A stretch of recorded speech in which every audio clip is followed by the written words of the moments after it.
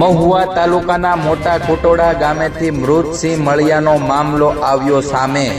મહુવાના મોટા કુટોડા વિસ્તારમાંથી મૃત સિંહની તપાસમાં 3 લોકોની અટકાયત કરવામાં આવી।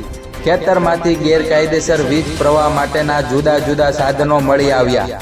તારીખ 30/8/2024ના વન્ય જીવ રેન્જ સ્ટાફ પેટ્રોલિંગ દરમિયાન મોટા કુટોડા વિસ્તારમાંથી વન્ય પ્રાણી સિંહ નર ઉંમર વર્ષ અંદાજે 5 થી 9 વર્ષનો મૃતદેહ મળી આવ્યો।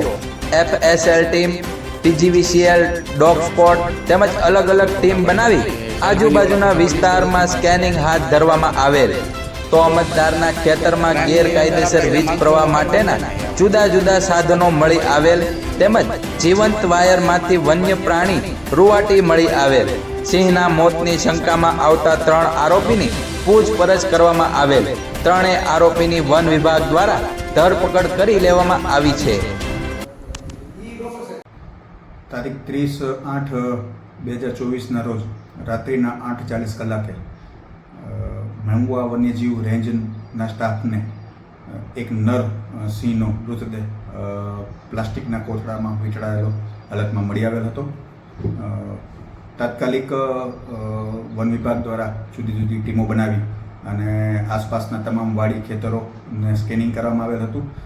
PGVCL, FSL, ડોગ સ્ક્વોડ આ બધાની મદદ લઈ 3 આરોપીઓને અટકમાં લેવામાં આવેલા છે। જે આરોપીઓમાં એક અલસીભાઈ ગોગદા પોતે અને તેમના બંને પુત્રો તેમને પણ અટક કરવામાં આવેલા છે।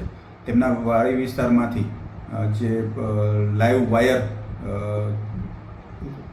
જેમાં વન્યપ્રાણી સિંહની રૂવાટી પણ મળી આવી છે તે કબજે કરેલ છે અને વન્યપ્રાણી સિંહના મૃતદેહનું તેમની રિક્ષામાં જે ટ્રાન્સપોર્ટ કરાયેલો હતો તે રિક્ષા પણ વન વિભાગ દ્વારા કબજે કરેલ છે।